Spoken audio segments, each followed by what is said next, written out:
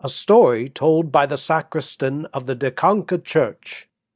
Toma Grigorovich had one very strange eccentricity. To the day of his death he never liked to tell the same thing twice. There were times when, if you asked him to relate a thing afresh, he would interpolate new matter, or alter it so that it was impossible to recognize it. Once upon a time, one of those gentlemen who, like the usurers at our yearly fairs, clutch and beg and steal every sort of frippery, and issue mean little volumes no thicker than an ABC book every month or even every week, wormed this same story out of Toma Grigorovich, and the latter completely forgot about it. But that same young gentleman in the pea-green kaftan came from Poltava, bringing with him a little book, and opening it in the middle, showed it to us. Toma Grigorovich was on the point of setting his spectacles astride of his nose, but recollected that he had forgotten to wind thread about them and stick them together with wax. So he passed it over to me. As I understand nothing about reading and writing, and do not wear spectacles, I undertook to read it. I had not turned 2 leaves when all at once he caught me by the hand and stopped me. "Stop! Tell me first what you are reading." I confess that I was a trifle stunned by such a question. "What? What am I reading, Toma Grigorovich? Why, your own words." "Who told you that they were my words?" "Why, what more would you have? Here it is printed, related by such and such a sacristan." "Spit on the head of the man who printed that! He lies, the dog of a Moscow peddler." "Did I say that?" "'Twas just the same as though one hadn't his wits about him. Listen, I'll tell the tale to you on the spot." We moved up to the table, and he began. "My grandfather, the kingdom of heaven be his, may he eat only wheaten rolls and poppy-seed cakes with honey in the other world, could tell a story wonderfully well.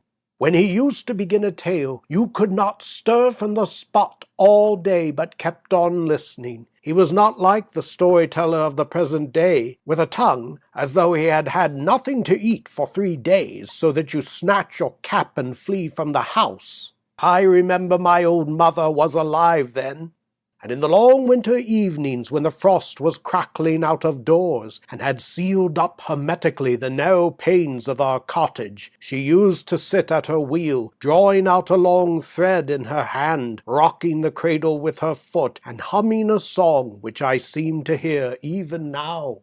The lamp, quivering and flaring up as though in fear of something, lighted up our cottage. The spindle hummed, and all of us children, collected in a cluster, listened to grandfather, who had not crawled off the stove for more than 5 years owing to his great age.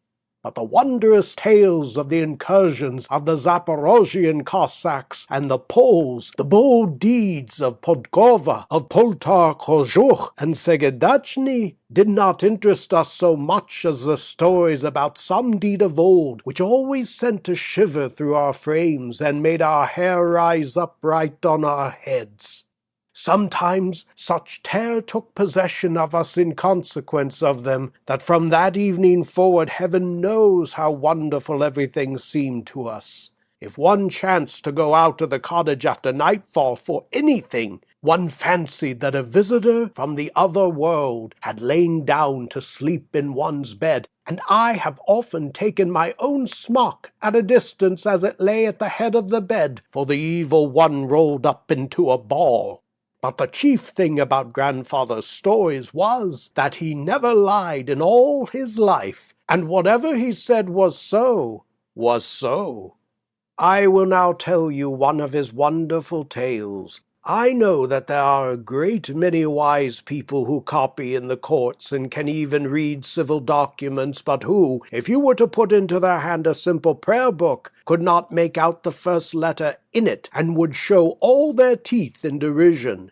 These people laugh at everything you tell them. Along comes one of them, and doesn't believe in witches. Yes, glory to God that I have lived so long in the world. I have seen heretics to whom it would be easier to lie in confession than it would be to our brothers and equals to take snuff, and these folk would deny the existence of witches. But let them just dream about something, and they won't even tell what it was. There, it is no use talking about them. No one could have recognized the village of ours a little over 100 years ago. It was a hamlet, the poorest kind of a hamlet. Half a score of miserable farmhouses, unplastered and badly thatched, were scattered here and there about the fields. There was not a yard or a decent shed to shelter animals or wagons.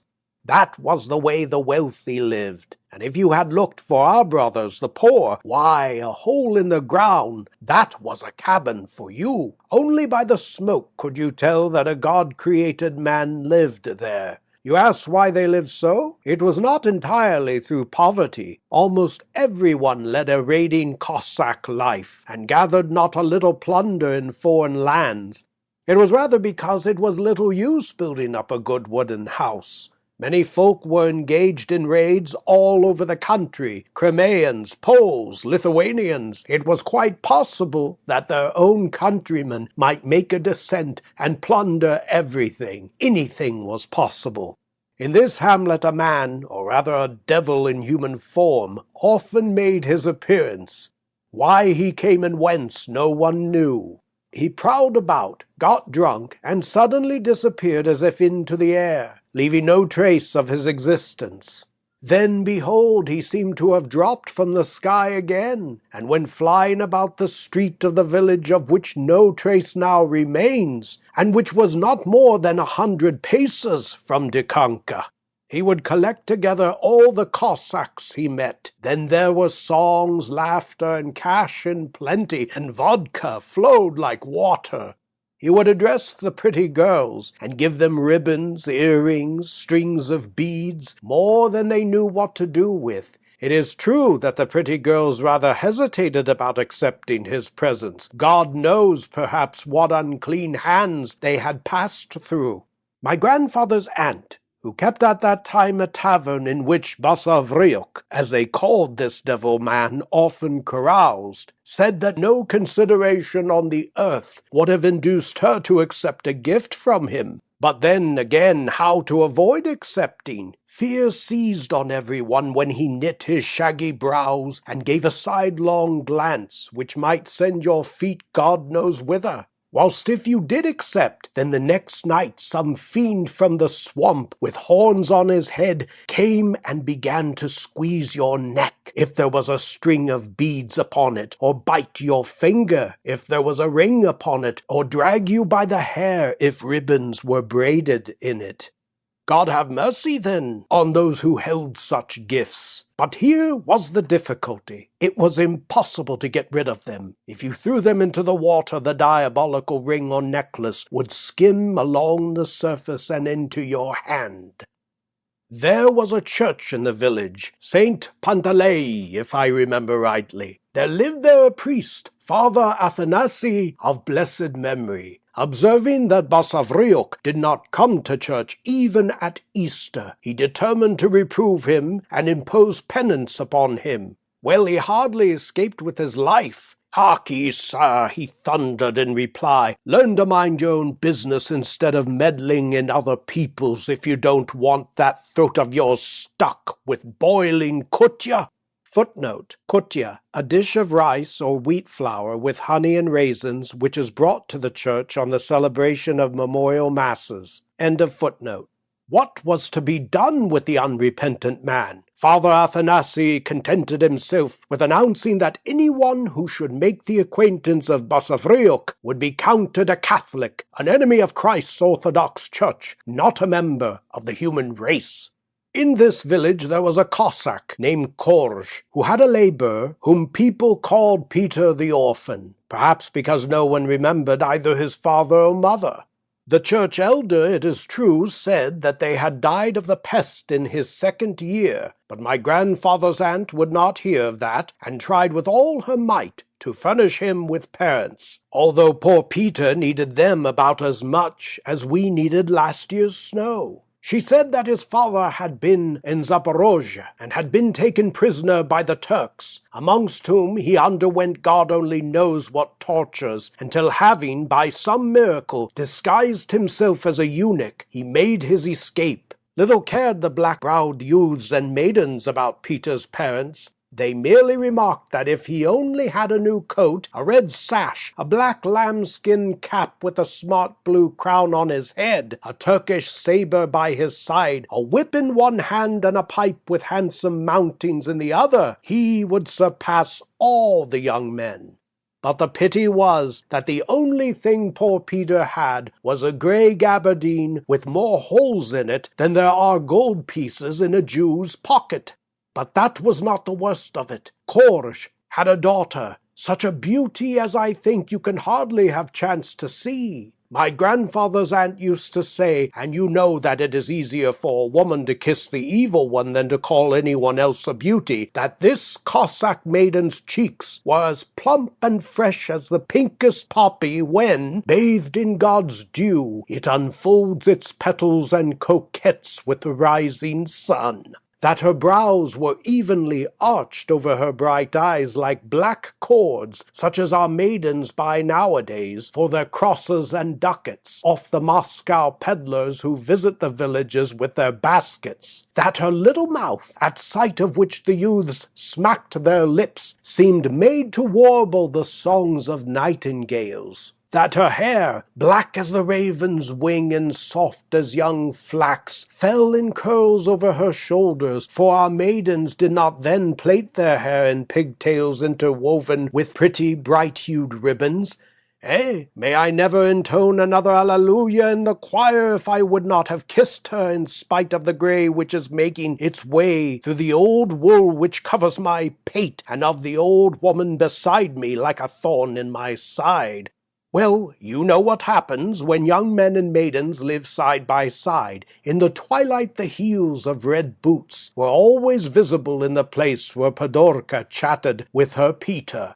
But Korsh would never have suspected anything out of the way, only one day, it is evident that none but the evil one could have inspired him. Peter took into his head to kiss the maiden's rosy lips with all his heart, without first looking well about him, and that same evil one, may the son of a dog dream of the Holy Cross, caused the old grey beard like a fool to open the cottage door at that same moment.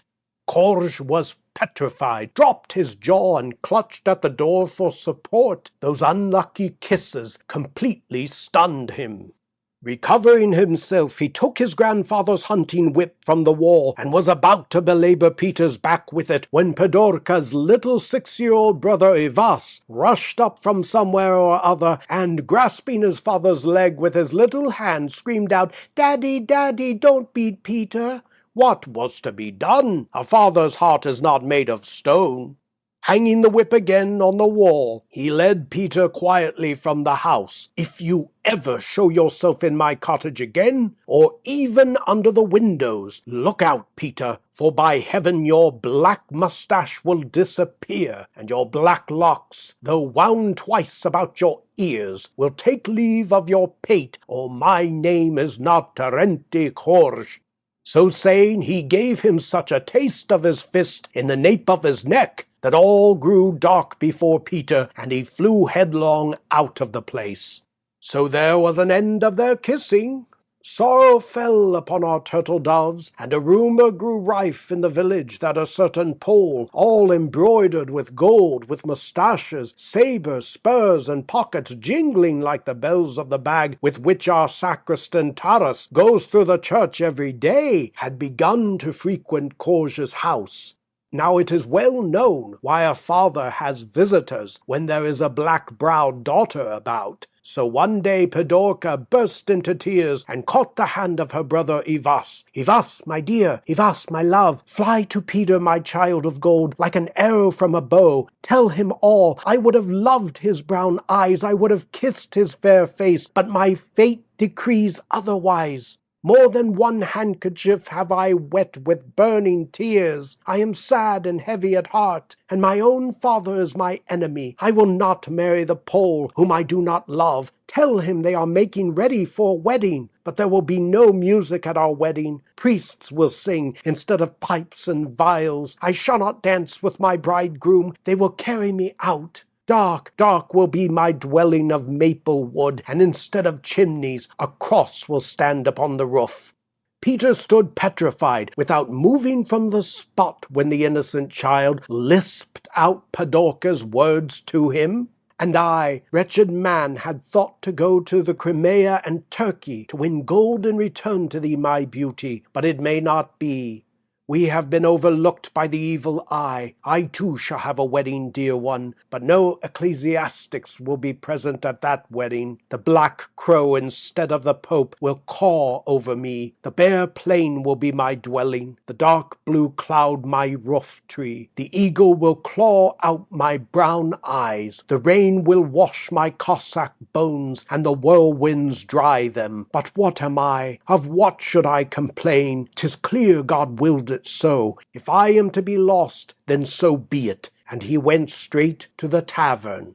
My late grandfather's aunt was somewhat surprised at seeing Peter at the tavern at an hour when good men go to morning mass, and stared at him as though in a dream when he called for a jug of brandy, about half a pailful. But the poor fellow tried in vain to drown his woe. The vodka stung his tongue like nettles, and tasted more bitter than wormwood. He flung the jug from him upon the ground.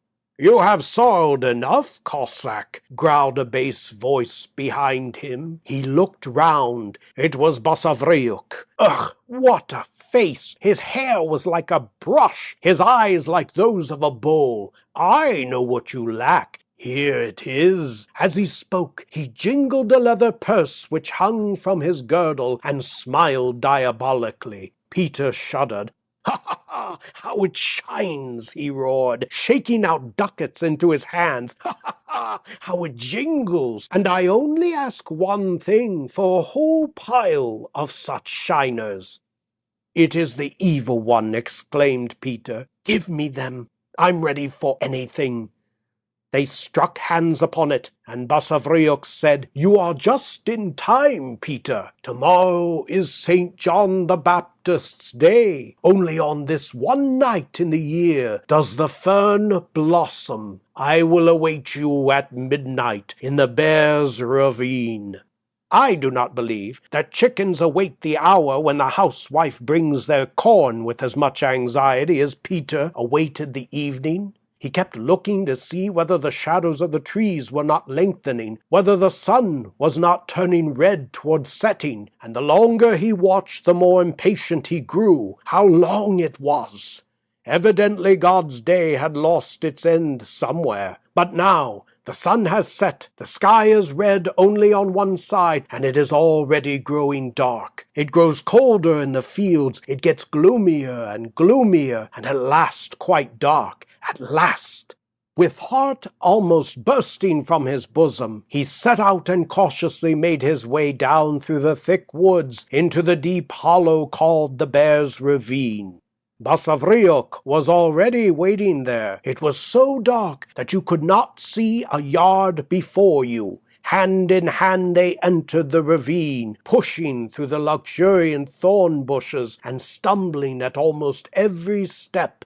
At last they reached an open spot. Peter looked about him. He had never chanced to come there before. Here Basavriuk halted. "Do you see before you 3 hillocks? There are a great many kinds of flowers upon them. May some power keep you from plucking even one of them. But as soon as the fern blossoms, seize it, and look not round, no matter what may seem to be going on behind thee." Peter wanted to ask some questions, but behold, Basavriuk was no longer there. He approached the 3 hillocks. Where were the flowers? He saw none. The wild steppe grass grew all around and hid everything in its luxuriance. But the lightning flashed, and before him was a whole bed of flowers, all wonderful, all strange, whilst among them there was also the simple fronds of fern. Peter doubted his senses, and stood thoughtfully before them, arms akimbo. What manner of prodigy is this? Why, one can see these weeds 10 times a day. What is there marvelous about them? Devil's face must be mocking me. But behold, the tiny flower bud of the fern reddened and moved as though alive. It was a marvel in truth. It grew larger and larger and glowed like a burning coal. The tiny stars of light flashed up. Something burst softly, and the flower opened before his eyes, like a flame, lighting the others about it. Now is the time, thought Peter, and extended his hand. He saw hundreds of hairy hands reach also for the flower from behind him, and there was a sound of scampering in his rear. He half closed his eyes and plucked sharply at the stalk, and the flower remained in his hand.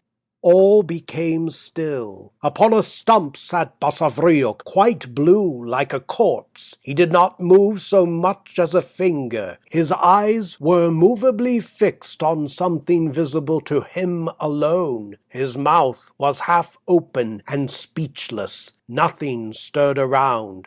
Ugh, it was horrible. But then a whistle was heard which made Peter's heart grow cold within him, and it seemed to him that the grass whispered, and the flowers began to talk among themselves in delicate voices like little silver bells, while the trees rustled in murmuring contention. Basavriuk's face suddenly became full of life, and his eyes sparkled. "The witch has just returned," he muttered between his teeth. "Hearken, Peter, a charmer will stand before you in a moment. Do whatever she commands. If not, you are lost forever."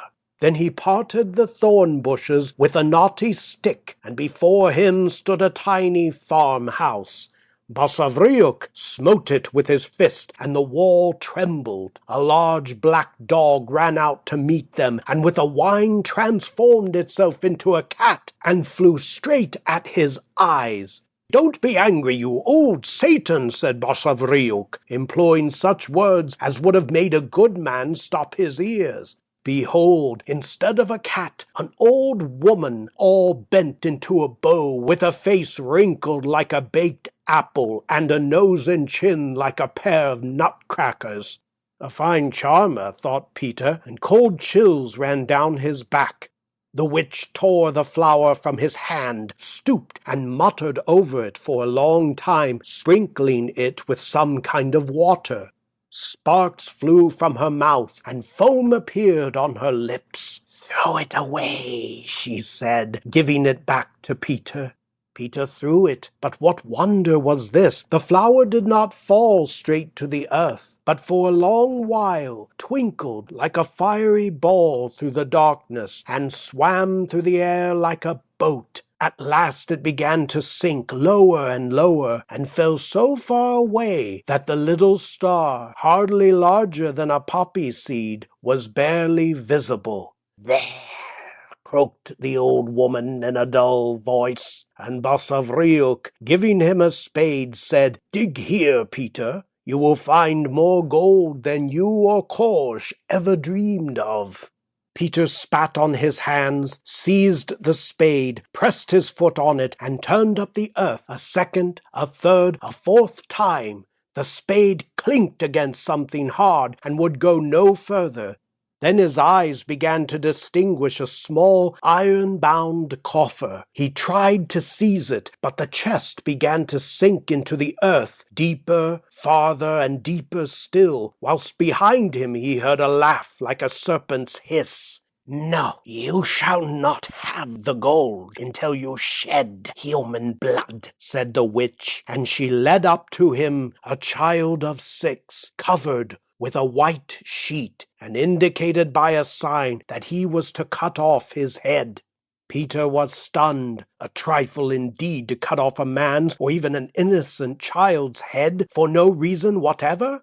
In wrath he tore off the sheet enveloping the victim's head, and behold, before him stood Ivas. The poor child crossed his little hands and hung his head. Peter flew at the witch with the knife like a madman, and was on the point of laying hands on her. "What did you promise for the girl?" thundered Basavriuk, and like a shot he was on his back. The witch stamped her foot. A blue flame flashed from the earth and illumined all within it. The earth became transparent, as if molded of crystal, and all that was within it became visible, as if in the palm of the hand. Ducats, precious stones in chests and pots, were piled in heaps beneath the very spot they stood on. Peter's eyes flashed. His mind grew troubled. He grasped the knife like a madman, and the innocent blood spurted into his eyes. Diabolical laughter resounded on all sides. Misshapen monsters flew past him in flocks. The witch, fastening her hands in the headless trunk like a wolf, drank its blood. His head whirled. Collecting all his strength, he set out to run. Everything grew red before him. The trees seemed steeped in blood, and burned and groaned. The sky glowed and threatened. Burning points like lightning flickered before his eyes. Utterly exhausted, he rushed into his miserable hovel and fell to the ground like a log. A death-like sleep overpowered him. 2 days and 2 nights did Peter sleep, without once awakening. When he came to himself on the 3rd day, he looked long at all the corners of his hut, but in vain did he endeavor to recollect what had taken place. His memory was like a miser's pocket, from which you cannot entice a quarter of a kopeck. Stretching himself, he heard something clash at his feet. He looked. There were 2 bags of gold. Then only, as if in a dream, he recollected that he had been seeking for treasure, and that something had frightened him in the woods. Corge saw the sacks, and was mollified. "Ah, fine fellow Peter, quite unequalled, yes, and did I not love him? Was he not to me as my own son?" And the old fellow repeated this fiction until he wept over it himself. Pedorka began to tell Peter how some passing gypsies had stolen Ivas, but he could not even recall him, to such a degree had the devil's influence darkened his mind. There was no reason for delay. The poll was dismissed, and the wedding feast prepared. Rolls were baked, towels and handkerchiefs embroidered. The young people were seated at table. The wedding loaf was cut. Guitars, cymbals, pipes, viols sounded, and pleasure was rife. A wedding in the olden times was not like one of the present day. My grandfather's aunt used to tell how the maidens in festive headdresses of yellow, blue, and pink ribbons, above which they bound gold braid, in thin chemisettes, embroidered on all the seams with red silk, and strewn with tiny silver flowers, in Morocco shoes with high iron heels, danced the Gorlitza as swimmingly as peacocks, and as wildly as the whirlwind. How the youths, with their ship-shaped caps upon their heads, the crowns of gold brocade, and 2 horns, projecting one in front and another behind, of the very finest black lambskin, in tunics of the finest blue silk with red borders, stepped forward one by one, their arms akimbo in stately form, and executed the gopak. How the lads, in tall Cossack caps and light cloth gabardines, girt with silver-embroidered belts, their short pipes in their teeth, skipped before them and talked nonsense. Even Corge, as he gazed at the young people, could not help getting gay in his old age. Guitar in hand, alternately puffing at his pipe and singing, a brandy-glass upon his head, the grey-beard began the national dance amid loud shouts from the merrymakers. What will not people devise in merry mood? They even began to disguise their faces till they did not look like human beings. On such occasions one would dress himself as a Jew, another as the devil. They would begin by kissing each other, and end by seizing each other by the hair. God be with them, you laughed till you held your sides. They dressed themselves in Turkish and Tartar garments. All upon them glowed like a conflagration, and then they began to joke and play pranks. An amusing thing happened to my grandfather's aunt, who was at this wedding. She was wearing an ample Tartar robe, and, wine-glass in hand, was entertaining the company. The evil one instigated one man to pour vodka over her from behind. Another, at the same moment, evidently not by accident, struck a light and held it to her. The flame flashed up, and poor aunt, in terror, flung her dress off before them all. Screams, laughter, jests arose as if at a fair. In a word, the old folks could not recall so merry a wedding. Pidorka and Peter began to live like a gentleman and lady. There was plenty of everything, and everything was fine. But honest folk shook their heads when they marked their way of living. From the devil no good can come, they unanimously agreed. Whence, except from the tempter of orthodox people, came this wealth? Where else could he have got such a lot of gold from? Why, on the very day that he got rich, did Basavriuk vanish as if into thin air? Say, if you can, that people only imagine things. A month had not passed, and no one would have recognized Peter. He sat in one spot, saying no word to anyone, but continually thinking and seemingly trying to recall something. When Pidorka succeeded in getting him to speak, he appeared to forget himself and would carry on a conversation and even grow cheerful. But if he inadvertently glanced at the sacks, "Stop! Stop, I have forgotten," he would cry, and again plunge into reverie and strive to recall something. Sometimes, when he sat still a long time in one place, it seemed to him as though it were coming, just coming back to mind. But again, all would fade away. It seemed as if he was sitting in the tavern. They brought him vodka. Vodka stung him. Vodka was repulsive to him. Someone came along and struck him on the shoulder, but beyond that everything was veiled in darkness before him. The perspiration would stream down his face, and he would sit exhausted in the same place. What did not Pidorka do? She consulted the sorceresses, and they poured out fear and brewed stomach ache, but all to no avail. Footnote: to pour out fear refers to a practice resorted to in case of fear. When it is desired to know what caused this, melted lead or wax is poured into water, and the object whose form it assumes is the one which frightened the sick person. After this, the fear departs. Sonyashnitsa is brewed for giddiness and pain in the bowels. To this end, a bit of stump is burned, thrown into a jug, and turned upside down into a bowl filled with water, which is placed on the patient's stomach. After an incantation, he is given a spoonful of this water to drink. End of footnote. And so the summer passed. Many a Cossack had mowed and reaped. Many a Cossack, more enterprising than the rest, had set off upon an expedition. Flocks of ducks were already crowding the marshes, but there was not even a hint of improvement. It was red upon the steppes. Ricks of grain, like Cossacks' caps, dotted the fields here and there. On the highway were to be encountered wagons loaded with brushwood and logs.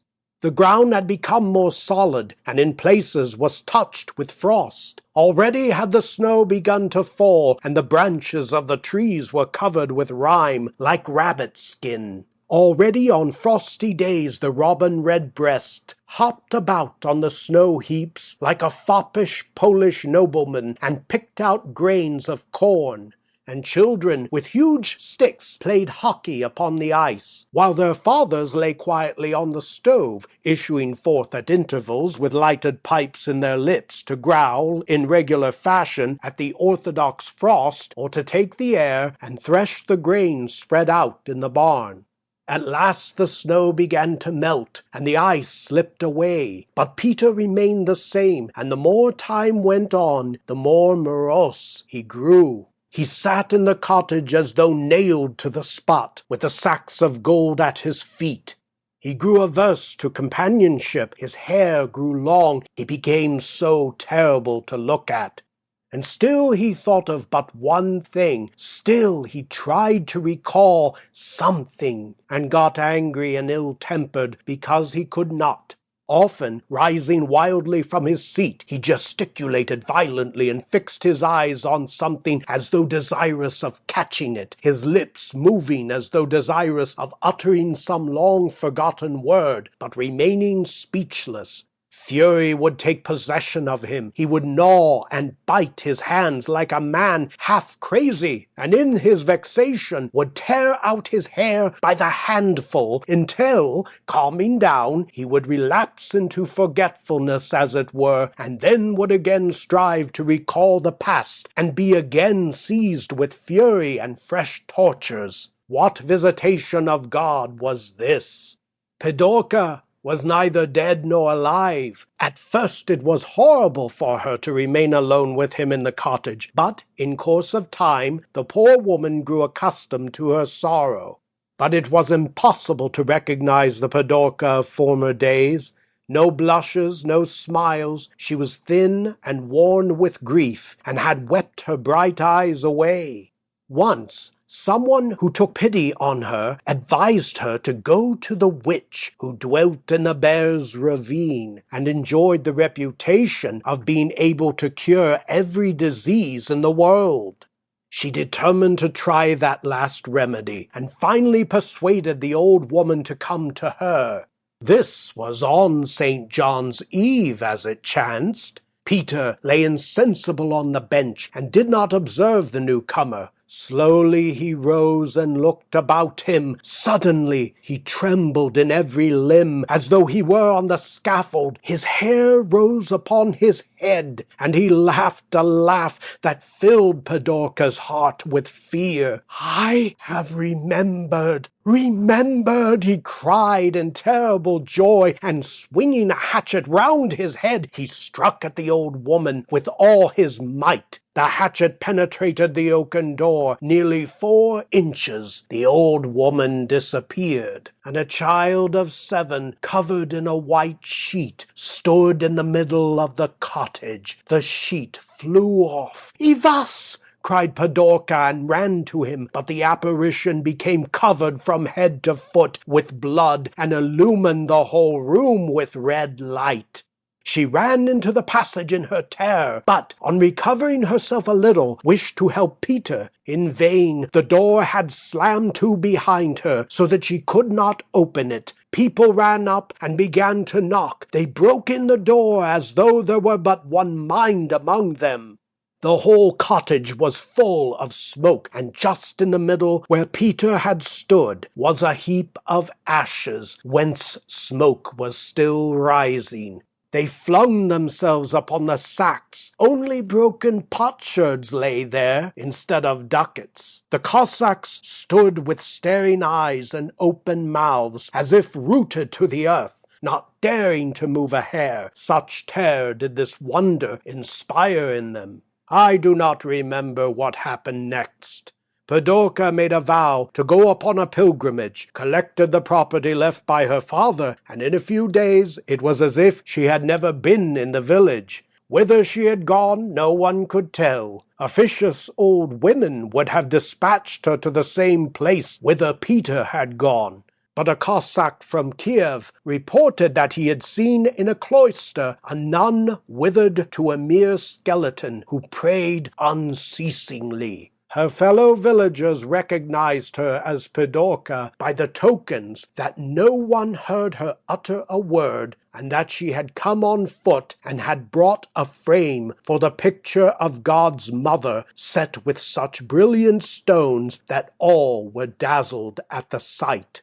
But this was not the end, if you please. On the same day that the evil one made away with Peter, Basavriuk appeared again, but all fled from him. They knew what sort of a being he was, none else than Satan, who had assumed human form in order to unearth treasures. And since treasures do not yield to unclean hands, he seduced the young. That same year, all deserted their earthen huts and collected in a village, but even there was no peace on account of that accursed Basavriuk. My late grandfather's aunt said that he was particularly angry with her because she had abandoned her former tavern and tried with all his might to revenge himself upon her. Once the village elders were assembled in the tavern, and, as the saying goes, were arranging the precedence at the table, in the middle of which was placed a small roasted lamb. Shame to say, they chattered about this, that, and the other, among the rest about various marvels and strange things. Well, they saw something. It would have been nothing if only one had seen it, but all saw it, and it was this. The sheep raised his head, his goggling eyes became alive and sparkled, and the black bristling mustache, which appeared for one instant, made a significant gesture at those present. All at once recognized Basavriuk's countenance in the sheep's head. My grandfather's aunt thought it was on the point of asking for vodka. The worthy elders seized their hats and hastened home. Another time, the church elder himself, who was fond of an occasional private interview with my grandfather's brandy glass, had not succeeded in getting to the bottom twice when he beheld the glass bowing very low to him. "Satan take you! Let us make the sign of the cross over you!" And the same marvel happened to his better half. She had just begun to mix the dough in a huge kneading trough, when suddenly the trough sprang up. "Stop! Stop! Where are you going?" Putting its arms akimbo with dignity, it went skipping all about the cottage. You may laugh, but it was no laughing matter to our grandfathers. And in vain did Father Athanasi go through all the village with holy water and chase the devil through all the streets with his brush. My late grandfather's aunt long complained that as soon as it was dark, someone came knocking at her door and scratching at the wall. Well, all appears to be quiet now in the place where our village stands, but it was not so very long ago, my father was still alive, that I remember how a good man could not pass the ruined tavern which a dishonest race had long managed for their own interest. From the smoke-blackened chimneys, smoke poured out in a pillar, and rising high in the air, rolled off like a cap, scattering burning coals over the steppe. And Satan, the son of a dog should not be mentioned, sobbed so pitifully in his lair that the startled ravens rose in flocks from the neighboring oak wood and flew through the air with wild cries. End